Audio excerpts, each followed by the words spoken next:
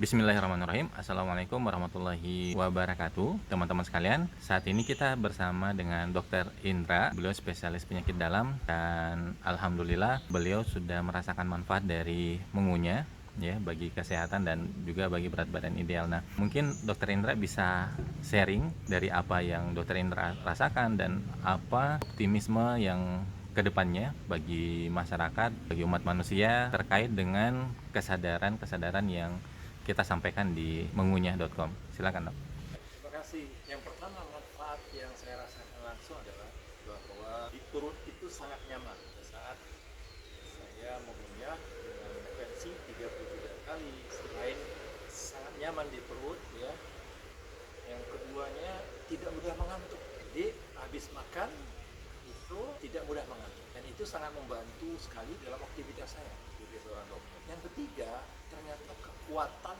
pada otot saya itu meningkat. Terbukti pada saat saya melakukan exercise, ya, salah satu yang saya tekuni adalah Lim Tien Kung, maka yang terjadi adalah saya tidak merasakan capek dari sisi ototnya pada saat saya melakukan namanya jalan jongkok. Nah, itu gerakan terberat di Lim Tien Kung. Saya tidak rasakan itu. Nah, yang menarik lagi adalah bahwa ini ada data, ada monitoring evaluasi. Dengan monitoring evaluasi itu kita bisa melakukan evaluasi kita secara mandiri dan ditambah dengan tadi ada konsultasi dengan konsultan yang sudah melakukan ini semua. Berat badan saya ditargetkan untuk sedikit naik dari sekarang. Jadi saya harus menambah kurang lebih sekitar 3-4 kilo lagi ke depan. Dan ternyata dengan program ini bertahan dia stabil berat badan saya itu terjadi.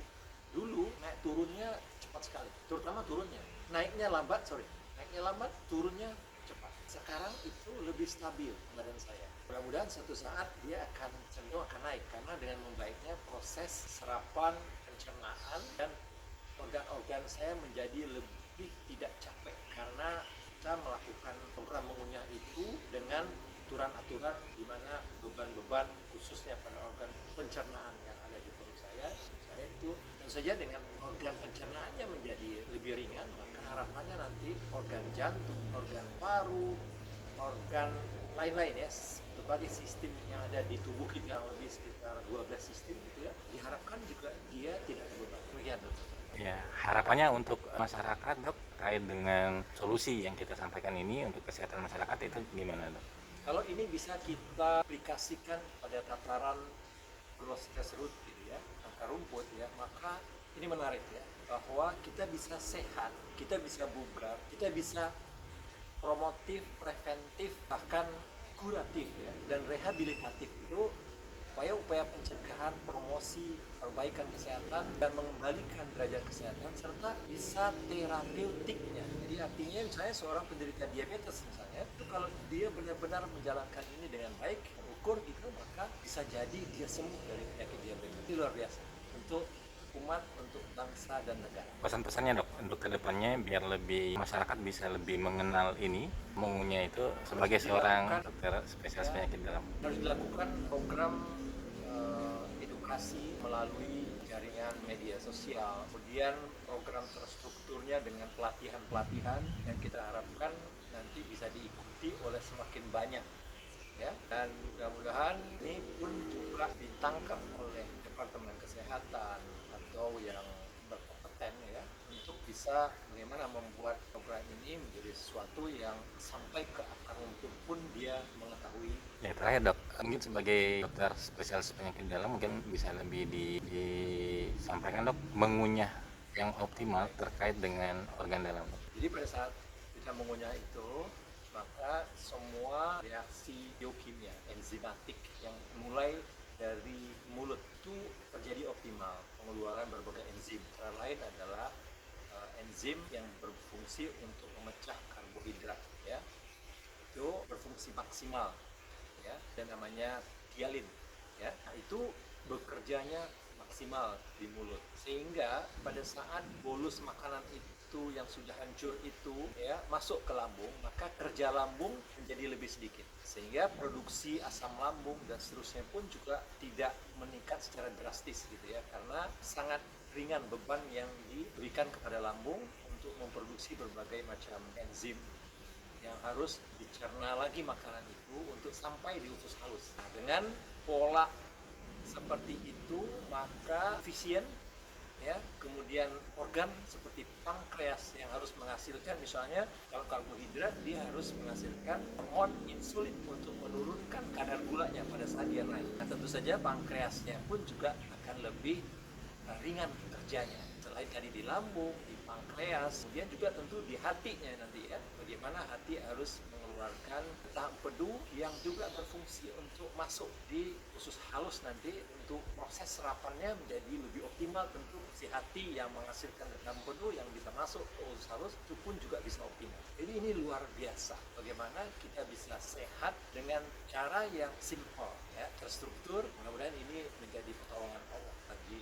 kita semua. Paling terakhir Dok, tentang harmonisasi holistik dan keseluruhan. Ya, betul sekali bahwa tidak hanya mengunyahnya, tidak hanya makannya saja, tapi ini juga harus disertai dengan lifestyle yang harus diperbaiki. Sebagai contoh, misalnya Bapak Ibu harus melakukan exercise, ya, olahraga yang terstruktur, ya, minimal setengah jam sampai 1 jam satu hari, gitu ya. Kemudian hal lain lagi adalah tidurnya harus cukup berkualitas kalau lebih bagus. Kemudian hal lainnya adalah dari sisi psikologi atau emosional atau spiritual, ini juga harus menjadi sesuatu yang optimalkan baik kualitas maupun kuantitasnya untuk bisa melihat ini sebagai suatu orkestra secara keseluruhan. Jadi dia harus paripurna, ya, tidak hanya urusan makan saja, tapi urusan fisiknya, urusan mental, emosional, dan pikirannya, ya, juga harus dibuat setenang mungkin pikirannya dan seaktif mungkin, ya,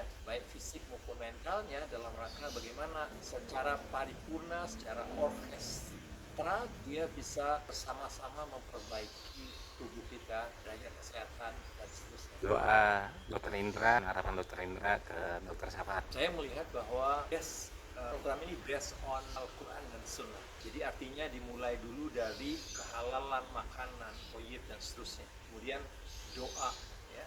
Kemudian dasar argumentasinya Quran dan hadis. Ada literasi yang harus menjadi bagian penting untuk pengelolaan ini secara menyeluruh. Kedua, ada literasi terkini. Literasi terkini ini tentu saja semua menjadi dasar bahwa untuk kita bisa melakukan ini dengan petunjuk-petunjuk yang sudah teruji dengan riset dan kemudian ini, sehingga dengan Quran hadis, sehingga dengan demikian nanti harapannya ke depan adalah bahwa program ini betul-betul bisa membawa kebaikan tidak hanya untuk diri kita tapi untuk bangsa, umat dan seterusnya, dan juga mendekatkan hamba atau kita itu kepada Tuhan yang Maha Kuasa yang mengetahui secara persis bagaimana cara untuk mengurusi tubuh kita ini, sehingga dengan demikian selain ini bermanfaat untuk dunia juga punya visi akhirat.